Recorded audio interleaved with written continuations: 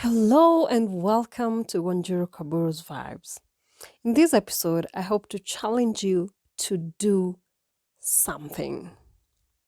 When I was a child, I used to complain about almost everything.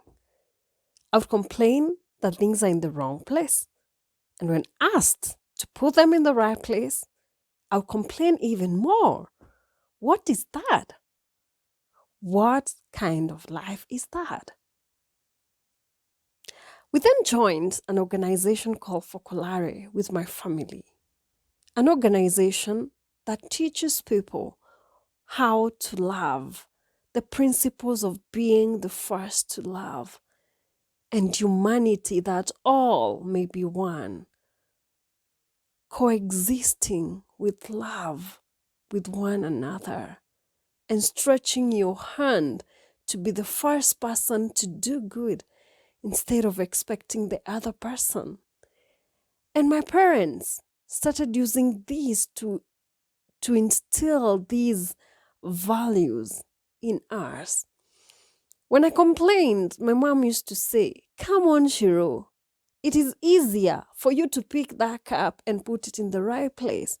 You use less energy other than complain. Ask questions. Who left this here? Don't you know where the cup is supposed to be kept? You'd use lesser energy to just pick it up, notice it, pick it up, and put it in the right place." When I grew up with such kind of nurturing, I realized that it is indeed true.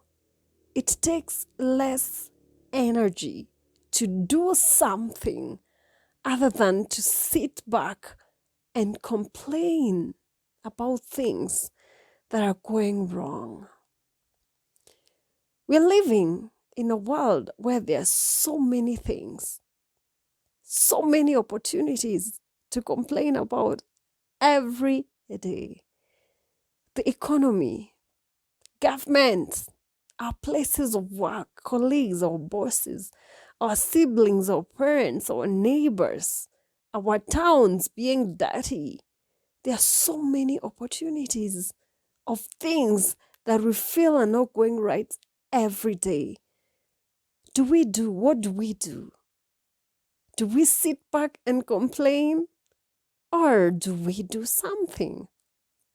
Honestly, I have been a victim of being in a system where I feel more needs to be done. And truth be told, change is not easy. It's not easy to stand up as a person and decide I am going to do something that will add value at my place of work, in my family, in any environment that I'm in. It takes courage above all.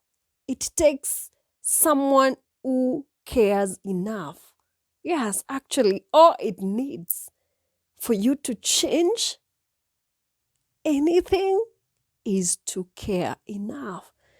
But sadly, so many of us stopped caring. Everyone is doing what we like, a cocoon we like hiding in. I'm minding my own business. Which is this business? A dirty environment affects you as it affects me. A system that is not working affects you as it affects me. Why would you sit back while there's something you can do about it? I've worked in offices or in environments where when you're trying so hard to bring out your element to change things, it becomes so hard. And what is expected of you is to conform. And conforming is much easier. And I've fallen in the trap of sometimes taking the easy way out, conforming and caring less. But is that the way we should really live? I find that if all of us cared enough to do something extra, to go an extra mile, the world would literally be a better place. If we cared enough, for instance, to take care of nature, to plant trees, to clean our environment, to avoid littering in the first place, to stretch a hand to the needy, to be kind to one another. If we just cared enough to do those things, the little things every day, the world would simply be a better place.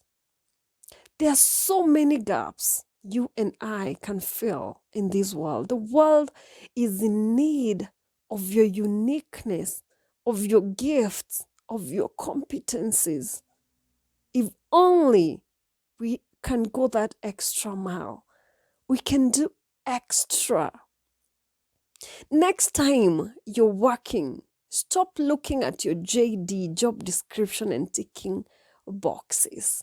Ask yourself, how can I be a blessing? How can I add value through my office? How can I bring my element, my personality, my gifts to this office, to this organization, and add value and bring something extra to the table?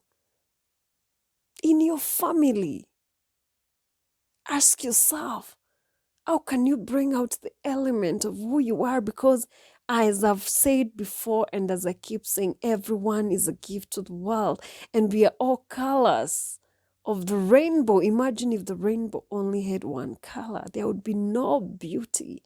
So how can you bring out your beauty in every environment you find yourself in? To just light people's world, to brighten people's world with the color that you are, with the light that you are, with the gifts that you are, with the fragrance that you are. I thank my mom because she helped me see this. And today, I try as much as possible to do something. There are so many times that I feel I have a power deficit. There's so much I would like to do, and I get stressed. But I always try to call myself for a meeting and ask myself, Wanjiru Kaburu, relax.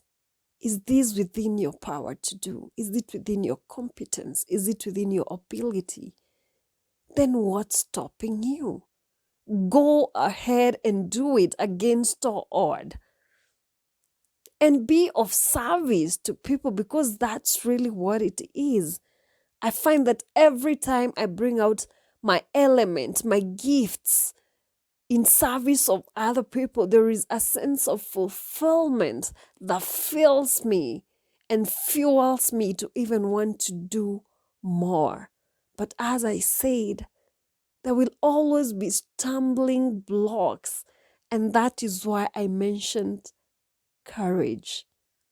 We need to have enough courage to do something.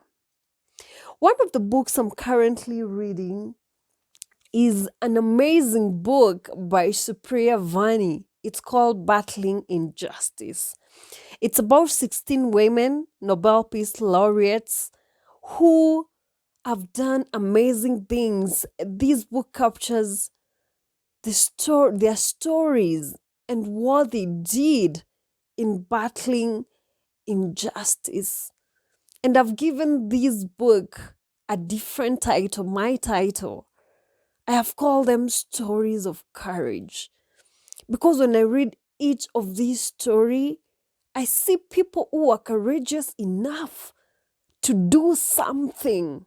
They were courageous enough to step out there and fight the injustice that they were seeing around them at the risk of even losing their lives. They did something, they paid the price.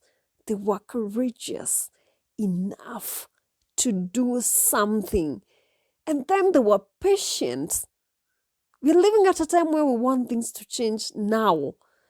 And if we do something and they're not changing now, we give up.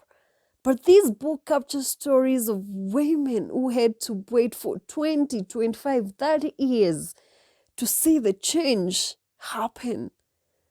Are we willing to do something today for the sake of generations to come? Or are we so mean that if these things are not happening now, if they're not benefiting us now, we are not willing and ready to pay the price? There is one story, a quote from one of these stories of this book, Battling Injustice, that got me quite deep. It doesn't leave my mind ever since I read it. It's the story by Jody Williams. This is what she says. There is no point in thinking about changing the world or worrying about the problems in the world. It is about doing something. We need to do something in order to make a difference to the world. Every single thing we do does actually matter. Every single thing you do does actually matter. So do not sit there and feel small and insignificant. Go out there and do something, no matter how small you feel it is. That actually matters. The world is perishing. We are failing to see any change or transformation because we have failed to do something. And sometimes it's because we feel like what we can do is too little, is negligible. But actually, it does matter. You will be surprised how much it matters. So, my dear listeners, I'm speaking to myself as I speak to you through this episode. Let us go out there and do something. Next time you're thinking about the system, your workplace, the society, and everything that you feel is going wrong, ask yourself, what can I do? What am I doing? And take the challenge to do something. Ladies and gentlemen, let us strive to do something. Remember, there is no point in thinking about changing the world or worrying about the problems in the world. It is about doing something. We need to do something in order to make a difference to the world. Every single thing we do does actually matter. Go forth and do something.